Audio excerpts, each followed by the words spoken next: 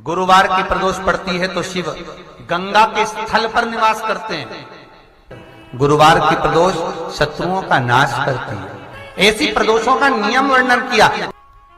फिर लिखा शिव महापुराण में, बड़ा सुंदर लिखा वेदव्यास जी ने, मान लो आप प्रदोष का व्रत नहीं कर सकते,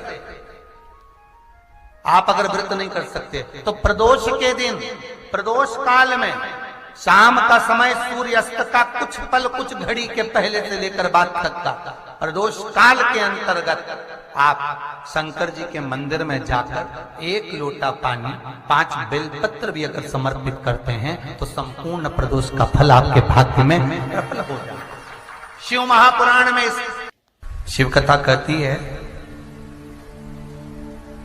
नंदी का एक पांव जो ऊपर होता है, आप लोग दर्शन करे होंगे शंकर जी के मंदिर में नंदी के, तो नंदी का एक पांव उठा हुआ होता है, एक पांव नीचा की ओर होता है।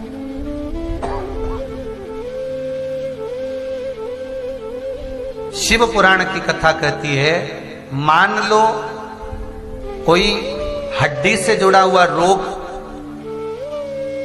नेत्रों से जुड़ा हुआ, मस्तिष्क से जुड़ा हुआ कोई रोग रहता है, तो एक नीले कलर का फूल आता है महाराज, उस फूल में हल्दी डालकर गुरुवार का प्रदोष पड़ने पर जो नंदी के पांव के पास समर्पित कर देता है महाराज, उसका रोग धीरे धीरे समाप्त होने लगता है।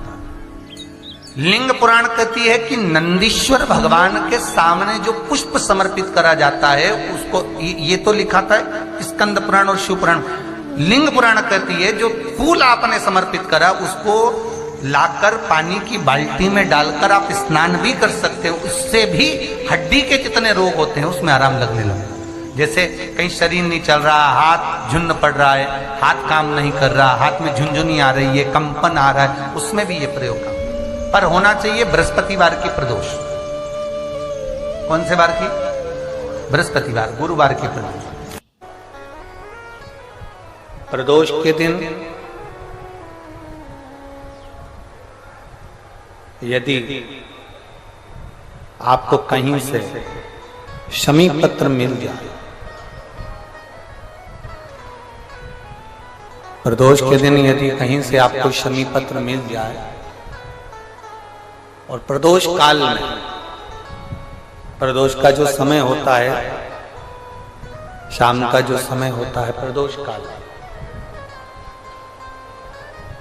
4 प्रदोष 5 प्रदोष आप कर देखिएगा कि आपका कोई काम है, कोई नौकरी के लिए आप अप्लाई कर रहे हैं, कोई समस्या बड़ी विकट आ गई है, कोई तकलीफ विकट आ गई है, कोई समस्या विकट आ गई है, प्रदोष के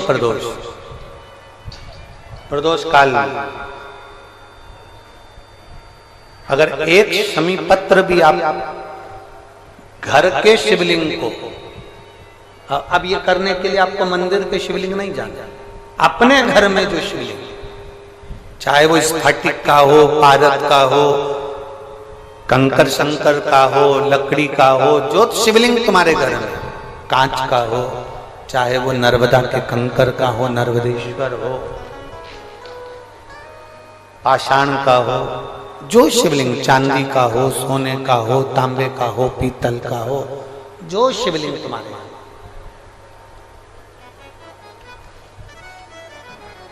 एक शमी पत्र यदि आप भगवान शंकर के शिवलिंग पर समर्पित कर रहे हो और उस शमी पत्र को उठाकर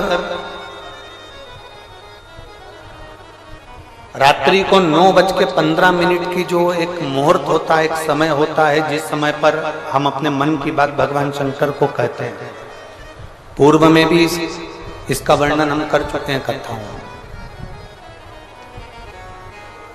उस 9:15 पर वो शमी पत्र को उठाकर एक कागज में, एक कटोरी में उसको रखते थे। 4 या 5 प्रदोष के उस शमी पत्र को अपने पास में रखिए और जिस कार्य के लिए जा रहे हो उसको जेब में ऊपर के भाग में उसको रखकर लेकर जाइए, आपका वो कार्य सफल होकर ही रहेगा, वो रुक नहीं सकता। तो शमी पत्र में इतना बल होता है, प्रदोष का जो शमी पत्र होता है वो बड़ा बलवान होता है, बड़ा बल। प्रदोष शिवरात्रि, सोमवार, सोमवार की अष्टमी। प्रदोष भी हर महीने आती है, शिवरात्रि भी हर महीने आती है, सोमवार भी हर महीने 2, 3, 4, 5 पड़ी जाती है। सोमवार की अष्टमी जरूर साल भर में 4 या 5 आती है। सोमवार, प्रदोष, शिवरात्रि, सोमवार की अष्टमी, ये वो तिथियां हैं, ये वो वार हैं। अगर कोई भूल से भी शंकर भगवान के शिवलिंग का निर्माण करता है या अपने घर में रखे हुए शिवलिंग पर शमी पत्र को समर्पित कर देता है तो जिंदगी में उसका बाल बांका हो ही नहीं सकता। प्रदोष के शमी पत्र में बल होता है, प्रदोष के शमी पत्र में। मैं सुनील जी को धन्यवाद दूंगा, आपको बहुत बहुत साधुवाद। ये 5 दिन की कथा में 22 तारीख को प्रदोष पड़ रहा है और बाबा की कृपा है आप पर, जो ये प्रदोष के समय पर भी कथा चल रही है। कथा का समापन 23 को है, पर 22 को प्रदोष पड़ जाएगा। कितने किस्मत वाले हैं रेवाड़ी वाले हो, घर जाके नजर उतरवा लेना राइन ऑन से हो।